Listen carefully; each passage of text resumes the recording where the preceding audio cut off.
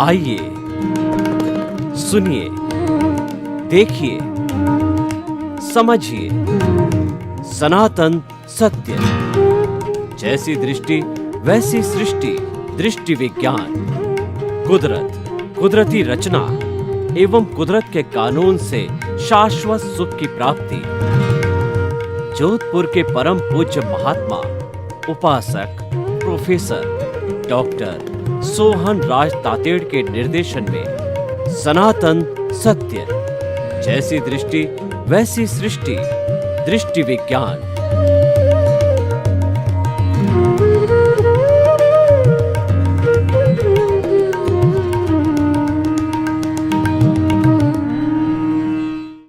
भाई और बहनों, मातृशक्ति को नमन। आज का हमारा बहुत सुंदर विषय सिमंदर स्वामी भगवान। सबसे पहले महाविद्य क्षेत्र में विराजमान सिमंदर स्वामी भगवान को हम अनंत अनंत आस्था के साथ के अंदर प्रणाम करते हैं। उनको विधिवत जो है वो हमारे भगवान है, ईश्वर है, उनको परिणाम करते हैं।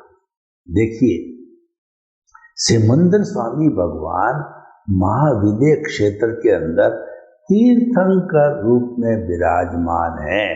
और हमारे भारत क्षेत्र जो अभी जिस क्षेत्र में हम रह रहे हैं वहां पर कोई भगवान नहीं है, तीर्थंकर नहीं है। जो केवली होता है वह भगवान कहलाता है, और जो तीर्थ की स्थापना करता है उसको तीर्थंकर कहते हैं।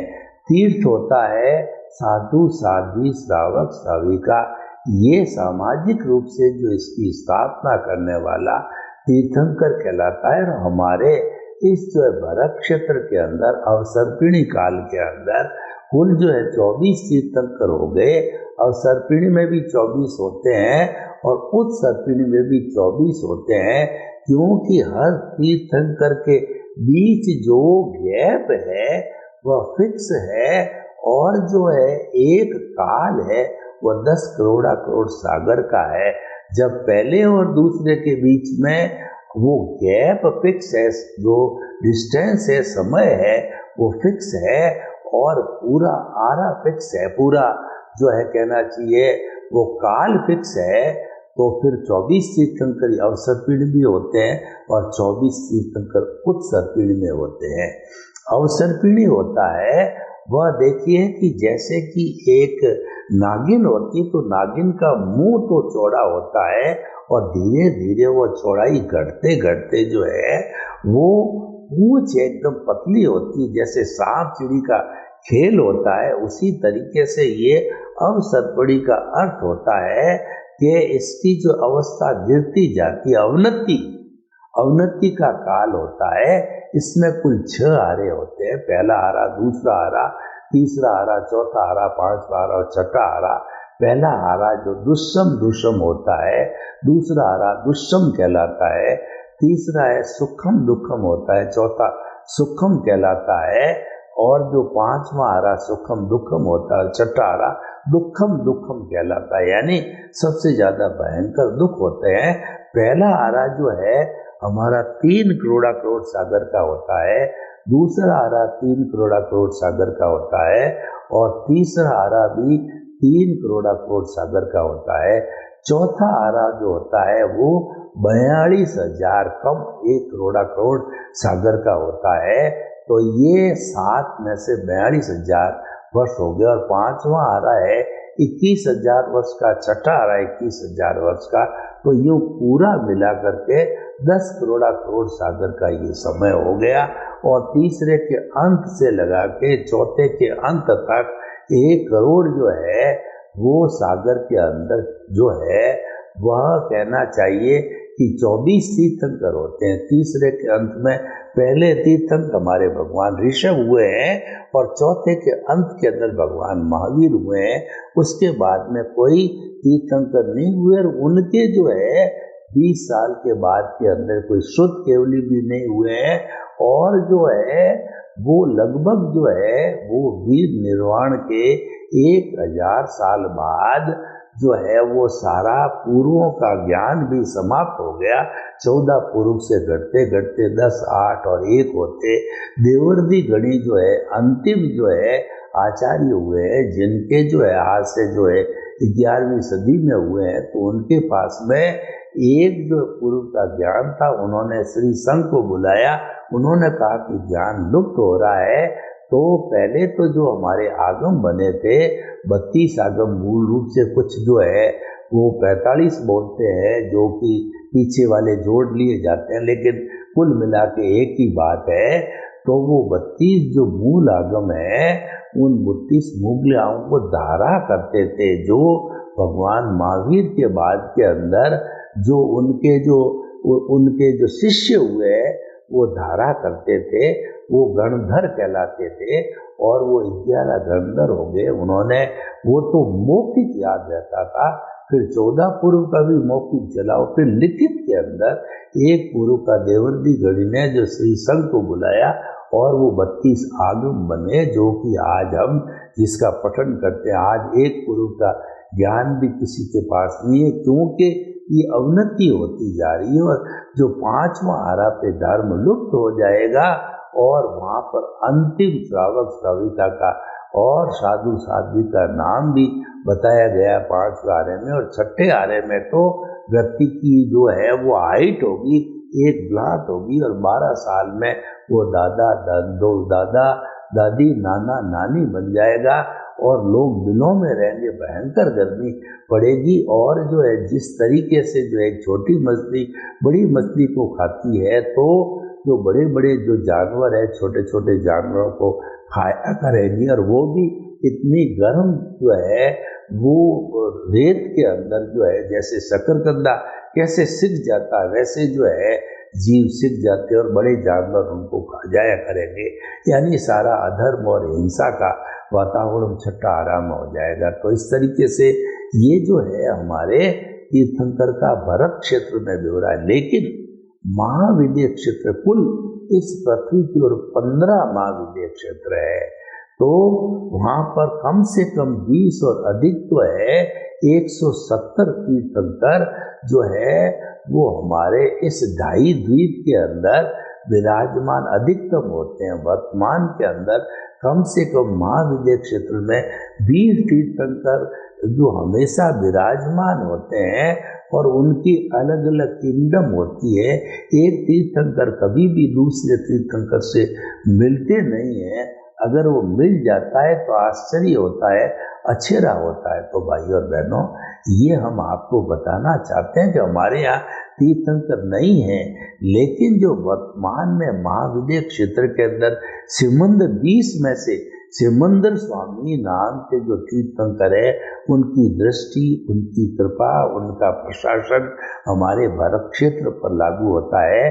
और आज भी अगर किसी व्यक्ति को यहाँ तो मुक्ति बंद है या केवल ज्ञान है ही नहीं है, लेकिन किसी को मुक्ति जाना है तो उस व्यक्ति का कषाय जो है पतला होना चाहिए।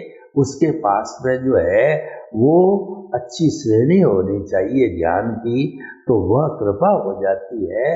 वो शासन देवी देवता भी सहयोगी बन जाते हैं।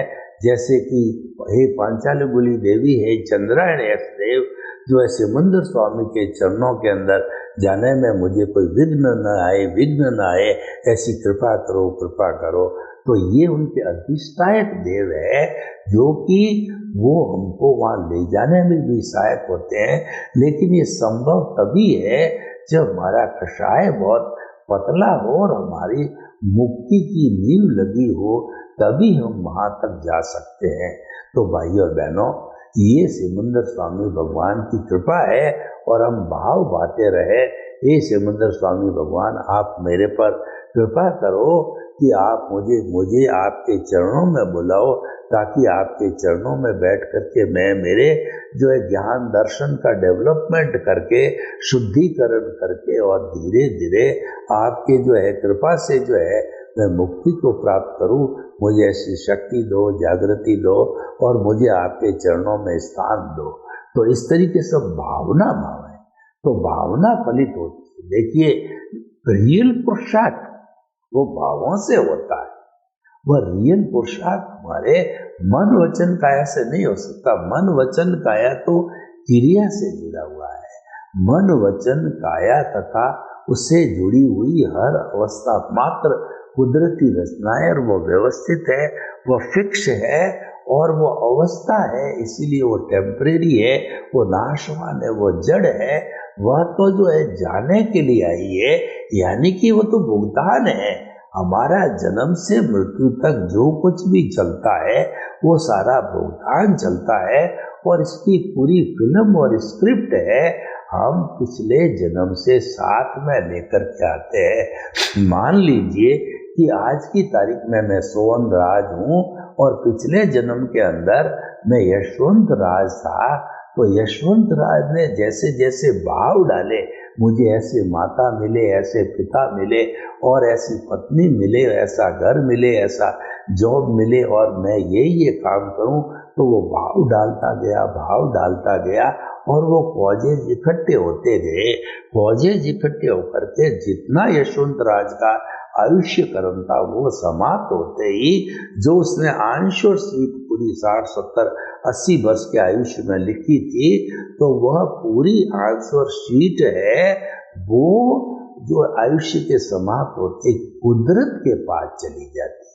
हम सभी की अंश और सीट है वह कुदरत के पास जाती, आपकी हमारी नहीं। संपूर्ण 84 लाख के असंख्य अनंत जीवों की आयुष्य की जो है वह शीट है वो कुदरत के पास जाती है और कुदरत ही हमको जन्म देती है। जो पिछले जन्म के जो हमारे भाव कर्म थे, इस जन्म में वो द्रव्य कर्म बनाए, क्योंकि भाव कर्म तो चेतना से जुड़े हुए होते हैं, वो सृजन करते हैं, वो चार्ज है। देखिए कोई भी मोबाइल की बैटरी जो है वो चार्ज होती है तो उसमें चार्जर लगाना पड़ता है, पर डिस्चार्ज के अंदर चार्जर नहीं लगता है, क्योंकि जो डिस्चार्ज है वो हमारा उदय और प्रारब्ध है।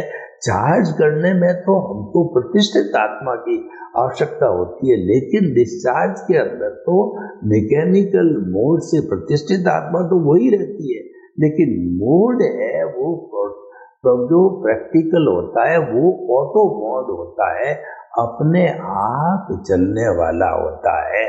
परंतु हम क्या समझते हैं कि दुनिया के अंदर वो जो नंबर 1 बनना है मुझे, और वह बिना पुरुषार्थ के नहीं हो सकता, क्योंकि चारों तरफ बात करो तो पुरुषार्थ का डंका बजता है।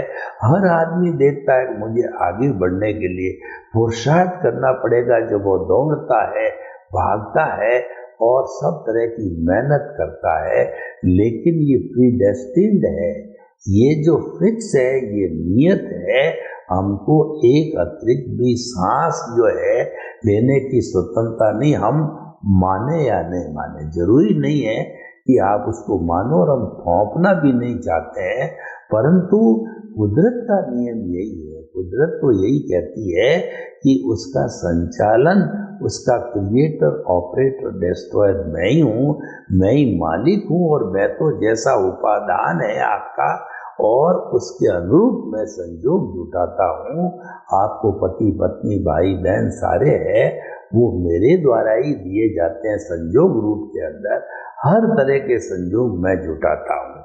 देखो प्रकृति कैसे संजोग जुटाती है, मैं आपको बात बताऊं। मुझे घर से जो है रेलवे स्टेशन को जाना है, मुझे ट्रेन पकड़नी है, तो मैं घर से मेन रोड पर आया, तो मेन रोड पर लाने वाली जो है यही प्रकृति है, द्रव्य क्षेत्र काल भाव है, वो रोड पे लाए। और उसके बाद के अंदर बहुत से रिक्शे जा रहे हैं, अगर मेरा संजोग टाइम से पहुंचने का है तो किसी रास्ते वाले रिक्शे को मैं रोकूंगा, ऑटो को, वो रुक जाएगा और हमारा किराया तय हो जाएगा या फिक्स होगा किराया। वो समय से पहले वो मुझे जो है वो मिलाएगा और द्रव्य क्षेत्र काल भाव पूरा होके मैं ट्रेन पे बैठ के मेरे गंतव्य को चला जाऊंगा। अब देखिए मेरे ट्रेन छूटने का योग है तो मुझे कोई रिक्शे वाला मिलेगा ही नहीं, यानी कि जो है वो नियति मिसिंग होगी, द्रव्य क्षेत्र काल भाव में कुछ न कुछ मिसिंग होगा, तो वह जो है मेरे को नहीं पहुंच पाएगा और ट्रेन छूट जाएगी। इसका मतलब हम जो चाहते हैं वो हमेशा होता नहीं है। व्यक्ति जो है प्रयास करते करते ये चाहता है कि मैं तो करोड़पति बन जाऊं, नहीं बन सकता। कोई चाहता है कि मेरे को पुत्र मिल जावे, पर योग नहीं है तो नहीं मिलता। कोई चाहता है कि मुझे पुत्री मिल जावे, पर योग नहीं है तो पुत्री नहीं मिलेगा। कोई चाहता है कि मैं जीवन पर स्वस्थ रहूं, पर वो हमेशा बीमार चलता है। तो इस तरीके की ये जो तकलीफें हमारे जीवन में आती है, ये हमारा उदय प्रारब्ध है, ये हमारे कर्मों का भोग है, ये हमारा हिसाब है। ये तो फिल्म स्क्रिप्ट है, हम पीछे से लेकर के आए थे। पिछले जन्म में जैसे जैसे भाव कर्म डाले थे, इस जन्म में वो द्रव्य कर्म बन गए हैं। या जो है पिछले जन्म में जैसी ध्वनि की थी वैसी ये प्रतिध्वनि है। पिछले जन्म में जो एक्शन किया था, इस जन्म में वो रिएक्शन है। और विज्ञान भी कहता है to the every action there is equal and opposite reaction. वो हमें जरूर मिलेगा। और कुदरत का कानून है, as you will sow will you reap. जैसी करनी वैसी बननी। अच्छा करोगे अच्छा मिलेगा, बुरा करोगे बुरा मिलेगा। कुदरत तो मात्र हमारे उपादान के अनुसार संयोग जुटाती, क्योंकि वह उसकी ड्यूटी है। तो हम ये कहना चाहते थे कि सिमंदर स्वामी भगवान के पास में उनकी कृपा हो जाती और हम वहाँ चले जाते, तो वहाँ पर क्या है, सिमंदर स्वामी के पास तो हर क्षण चौथा आरा जैसा हमारा, हमने चौथा आरा देखा था कि तीसरे के अंत में पहले तीर्थंकर ऋषभ हुए थे और दूसरे के जो है, और फिर दूसरे से लगा के जो है वो 24 तक है, वो चौथे आरे में रहे। चौथे आरे में लोग इस तरीके से मोक्ष जाते थे कि जैसे कि हम एक शरीर को छोड़ के दूसरे शरीर में जाते हैं तो लोगों की मुक्ति होती रहती थी। वो मुक्ति कब की, तीर्थंकरों की हाजिरी होती थी। जब केवली बनते थे, मनोप्रयोज्ञानी बनते थे और मुक्ति को लोग जाते थे, तो मुक्ति जो है उस वक्त में खुली थी और लोग धड़ाधड़ मुक्ति को जाते थे। जो ही चौथा आरा एंड हुआ, चौथे आरे के जो है जम्बू स्वामी, जो हमारे लगभग 20 साल के बाद में हुए, उन्होंने मुक्ति के ताले लगा दिए, मोक्ष बंद हो गया जाने का। लेकिन महाविद्य क्षेत्र के अंदर जैसा भगवान महावीर का युग था, चौथा आरा जम्बू स्वामी तक का, वैसा का वैसा सिमंदर स्वामी के पास में हर क्षण ऐसा ही रहता है। यानी कि वहाँ पर लोग मुक्ति को जो है हर समय जाते रहते हैं, बस अपने कर्म काटे और सिद्ध बुद्ध मुक्त बने, यानी अज्ञान की समाप्ति। सिस्टम वही है जो हमारे भारत क्षेत्र के अंदर, वही सिस्टम महाविद्य क्षेत्र के अंदर, उसमें कोई फर्क नहीं है। समस्त अज्ञान समाप्त हो जाना चाहिए। और अज्ञान समाप्त कब होगा, जबकि हमारे को सम्यक दर्शन एक बार मिलना चाहिए। चाहे भरत क्षेत्र के अंदर मिल गया है तो भी वही सम्यक दर्शन हमको महाविद्य क्षेत्र में काम आएगा और वही डेवलपमेंट होते होते जो है वो हमारी मुक्ति हो जाएगी। मूल है वो नींव जो लगती है वो सम्यक दर्शन की प्राप्ति से लगती है। हमारा जो सनातन सत्य कार्यक्रम है, उस कार्यक्रम में हम जो है आपको शाश्वत सुख की नींव लगाते हैं, यानी आपको हम राइट विजन देते हैं, आपकी रॉन्ग बिलीफ को समाप्त करके आपको राइट बिलीफ देते हैं। आपके एनलाइटनमेंट की जागृति होती है और वो एनलाइटनमेंट एक बार होता है, सम्यक दर्शन एक बार होता है, तो फिर वो ज्ञान दर्शन का डेवलपमेंट होता रहता। हमारे साथ जो है ना, इनमें ज्ञानावर्णीय, दर्शनावर्णीय, मोहनीय और जो है हमारा अंतराय घाती कर्म साथ जाते हैं, यानी ज्ञान दर्शन का डेवलपमेंट साथ जाता। डेवलपमेंट का अर्थ ये हुआ कि कितना आपका ज्ञान दर्शन और मौनीय डाइल्यूट हुआ, वो साथ में जाता है। और जब ये सम्यक दर्शन जो है वह बढ़ते बढ़ते हमारा जो अनुभव की श्रेणी है वो 360 डिग्री की आती है, तब मुक्ति की बात होती है। तब जो है हम सिद्ध बुद्ध और मुक्त बनते हैं। तब तक हमारे को जो है सम्यक तप करते रहना पड़ता है। सम्यक तप का अर्थ हो गया कि हमारा जो ये सनातन सत्य कार्यक्रम वो ये सम्यक तप का ये कहता है कि मन वचन काया तथा उससे जुड़ी हुई हर अवस्था मात्र कुदरती रचना है। यानी कि सुबह से शाम तक देखिए हमारे साथ जो घटित होता है, कभी आपके छोटा मोटा एक्सीडेंट हो गया, कभी आपके नुकसान लग गया, कभी आपके फायदा हो गया, कभी आपके जो है वो घर के अंदर नई गाड़ी आ गई, और कभी जो है आपके गाड़ी का एक्सीडेंट हो गया, कभी कोई बीमार पड़ गया। तो ये जो हो रहा है उसको कुदरती रचना मानना कि भाई ये मैं नहीं करने वाला हूँ, ये तो सारा कुदरती रचना के अनुसार संचालित होती है। संजोग कुदरत जुटाती है और होता हमारे उपादान से ही। कुदरती रचना मानते मानते सम्यक तप करते करते जो है हमारा जो अज्ञान है वो नाश होने लगता है। और जब जो है वो अज्ञान संपूर्ण रूप से नाश हो जाता है, इसका अर्थ ये हुआ कि हमको केवल दर्शन की प्राप्ति हो जाती है। वो अंतिम पुरुष का जो है हमारा पुरुषार्थ है वो रियल पुरुषार्थ है। उसके बाद कोई पुरुषार्थ करने की जरूरत होती नहीं है। लेकिन परिणाम रूप में जो अगला जन्म होता है वो केवल ज्ञानी के रूप में होता है, उसमें पुरुषार्थ नहीं होता, केवल परिणाम है, अंतिम जन्म होता है।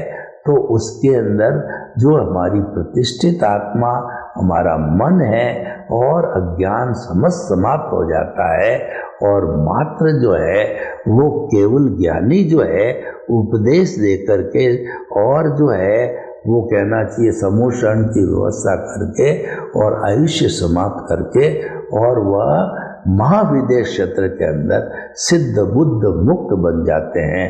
क्योंकि यहाँ पर जो है हमारी मुक्ति जो है बंद हुई है। लेकिन मुक्ति बंद का हमें कभी भी इस तरफ ध्यान नहीं देना। हमको क्या करना है कि हो सकता है महाविदेह क्षेत्र के अंदर अभी नहीं जा पाए या कुछ जन्मों के बाद जा पाए, तो हमारा एक ही लक्ष्य होना चाहिए कि जो हमारा आत्मा का गुण है वो है आत्मा जो है ज्ञान दर्शन वाली है। तो वो सम्यक ज्ञान सम्यक दर्शन जो हमको प्राप्त हुआ है इसका डेवलपमेंट करते रहना चाहिए। यही हमको मुक्ति में ले जाना है। क्योंकि आत्मा जब मुक्ति में भी चली जाएगी तो वहाँ भी वो ज्ञान दर्शन वाली रहेगी। यानी वहाँ सम्यक ज्ञान सम्यक दर्शन हो जाता है, वो 100% का हो जाता है। वो 360 डिग्री का अनुभव का फैल करके वो ईश्वर बन जाता है। लेकिन मूल जो हमको स्टोरेज करना है वो सम्यक ज्ञान दर्शन का डेवलपमेंट करते रहना है। इसीलिए हम कहते हैं कि जो हमारा प्रतिष्ठित आत्मा इस जन्म में होता है वो पिछले जन्म का ज्ञान दर्शन, इस जन्म का ज्ञान दर्शन और हमारा इंटरेस्ट और हमारा कहना चाहिए इंटेंशन, इन सभी को मिला करके और फिर जो है जो कॉजेस जो भाव पड़ते हैं उन भावों से जो है वो हमारा कॉजल बॉडी बनती है। अगर वो भाव अज्ञानी होता है तो वह तो भाव प्रतिक्रिया का पड़ेगा। जो क्रिया यानी जो उन्हें प्रारब्ध उस पर प्रतिक्रिया करेगा। पर ज्ञानी तो ये समझेगा कि ये मेरा ही किया हुआ है, तो वह उसको जो है प्रायश्चित मानेगा या उसको जो है वह सहनशीलता के अंदर स्वीकार कर लेगा और उसके ऊपर प्रतिक्रिया नहीं करेगा।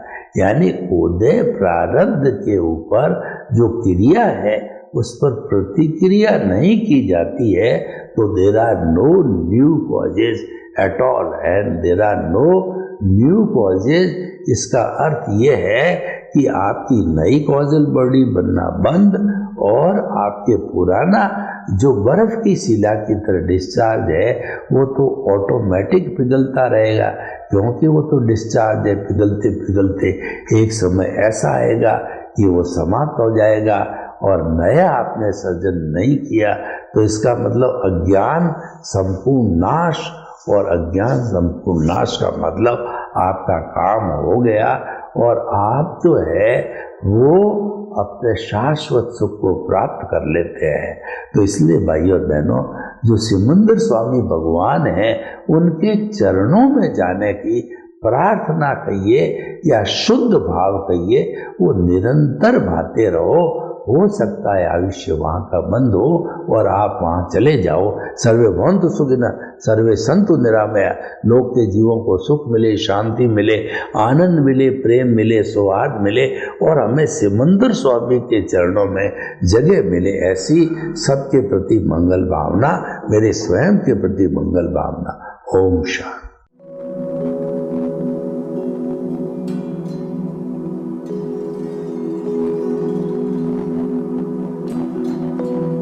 एक ऐसा अंतर्राष्ट्रीय ख्याति प्राप्त मानव जो गुरु प्रेरणा से पिछले 20 वर्षों से वानप्रस्थ जीवन जीते हुए 24 घंटे मानवता की सेवा में संलग्न है।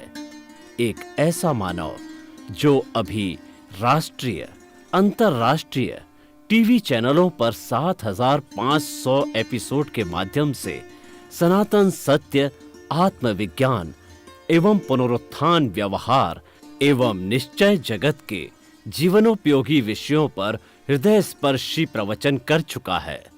उस मानव का नाम है महात्मा उपासक प्रोफेसर डॉक्टर सोहन राज तातेड़। प्रोफेसर तातेड़ द्वारा योग, दर्शन, शिक्षा विषयों पर रचित पीएचडी स्तर के 250 शोध ग्रंथ भारत के 100 प्रतिष्ठित विश्वविद्यालयों में शोधार्थी पढ़ रहे हैं तथा वे सभी शोध ग्रंथ वहां की सेंट्रल लाइब्रेरियों में उपलब्ध हैं। महात्मा सोहन राज ने अभी तक हजारों स्कूलों, कॉलेजों, विश्वविद्यालयों एवं संस्थाओं में सेमिनार, वर्कशॉप, कैंप लगाकर लाखों विद्यार्थियों को योग, दर्शन, शिक्षा का प्रशिक्षण देकर उन्हें सुसंस्कारित किया। डॉक्टर तातेड़ ने भारतीय संस्कृति उत्थान के 4000 से अधिक समसामयिक विषयों पर आर्टिकल लिखकर ऑनलाइन जर्नल, पत्रिकाओं, वेबसाइट्स पर प्रकाशित किया, जिसका उपयोग लाखों पाठक कर रहे हैं। उपासक तातेड़ के 5000 से अधिक आज का सुविचार, आज का शुभ संदेश, आज का मंगल भावना योग आदि चिंतन websites, Twitter, blogger, Facebook, YouTube माध्यमों से लाखों लोग अपना जीवन निर्माण कर रहे हैं। मानवता के मसीहा ऐसे महामानव महात्मा सोहन राज तातेड़ के प्रोफाइल को अभी तक विश्व के 20 लाख दर्शक यूट्यूब पर, 12 लाख गूगल पर एवं लाखों दर्शक फेसबुक, ब्लॉगर, ट्विटर और इंस्टाग्राम पर देख चुके हैं।